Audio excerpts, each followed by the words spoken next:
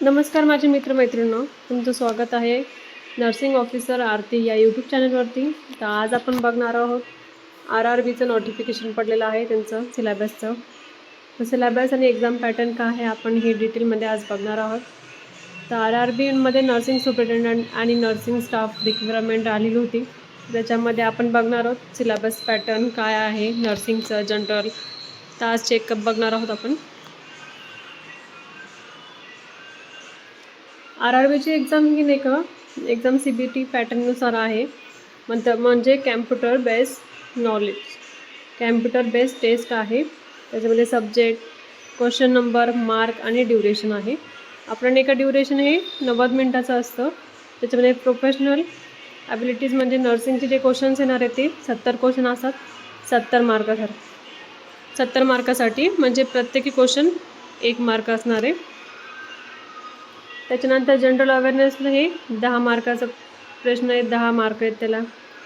जनरलमध्ये पण आहेत, इंटेलिजंट रिसर्चमध्ये आहेत 10 क्वेश्चन 10 मार्कासाठी. General science 10 question 10 मार्कासाठी.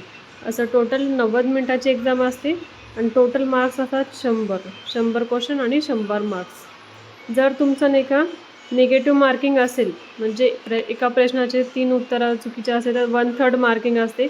म्हणजे 3 प्रश्न जर चुकले तर एक आधीचा जो बरोबर असतो तो पण रॉंग होऊन जातो, म्हणजे याच्यामध्ये निगेटिव्ह मार्किंग आहे. आता याच्यामध्ये सांगितलेले प्रोफेशनल ॲबिलिटी नर्सिंग, म्हणजे 70 मार्काचे नर्सिंगची एक्झाम आहे. त्याच्यामध्ये सब्जेक्ट कोणते कोणते आहेत ते सांगितले आहेत. Anatomy and physiology, nutritional biochemistry, foundation of nursing, नंतर psychology and sociology, microbiology, medical surgical part 1 part 2 आहे. नंतर चाइल्ड हेल्थ नर्सिंग, याच्यामधले नर्सिंगचे क्वेश्चन्स इम्पॉर्टंट असतात.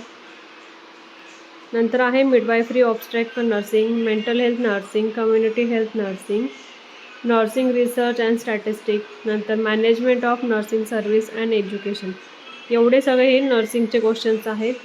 त्याच्यानंतर हे जनरल अवेअरनेस आहे, त्याच्यामध्ये करंट अफेअर असतात. नंतर इंडियाबद्दल त्यांची हिस्ट्री, जॉग्रफी, कल्चरमध्ये काय आहे त्याचे क्वेश्चन्स असतात. इंडियन पॉलिटिक्समध्ये कोणते कोणते आता चालू सध्या करंटली पॉलिटिक्स ते असतात. इंडियाज इकॉनॉमिकमध्ये काय आहे त्याच्यामध्ये पण आपलं जे इंडियनमध्ये जे चालू आहे ते असतात. इन्व्हायरमेंटल इश्यू म्हणजे कोणते इश्यू आहेत ते असतात त्याच्यामध्ये. स्पोर्ट्समध्ये पण कोणते स्पोर्ट विनर झालेले आहेत, मॅचेस वगैरे त्याचं असतात. याच्यामध्ये जनरल सायन्समध्ये फिजिक्स, केमिस्ट्री, लाईफ सायन्स, नंतर इन्व्हायरमेंटल स्टडीज हे असतात. ह्याच्यामध्ये 10वीचे जे असतात ना क्वेश्चन्स ते असतात, ह्याच्यात MCQजमध्ये टाकतात. नंतर हे जनरल, याच्यामध्ये नाही का नंबरिंग सिस्टीम वगैरे असतात. अशा प्रकारे हा नर्सिंगचं RRBचं नर्सिंग सुपरिटेंडंटचं सिलेबस आहे. एक्झाम पॅटर्न मी सांगितलं आहे तुम्हाला. आता ह्या एक्झाम पॅटर्ननुसारच तुम्हाला क्वेश्चन्स वगैरे येतात. हे एक्झाम पॅटर्नचं वगैरे सांगितलं व्यवस्थित मी. असेच व्हिडिओ बघण्यासाठी आमच्या यूट्यूब चॅनलला लाईक करा, सबस्क्राईब करा आणि शेअर करा. धन्यवाद.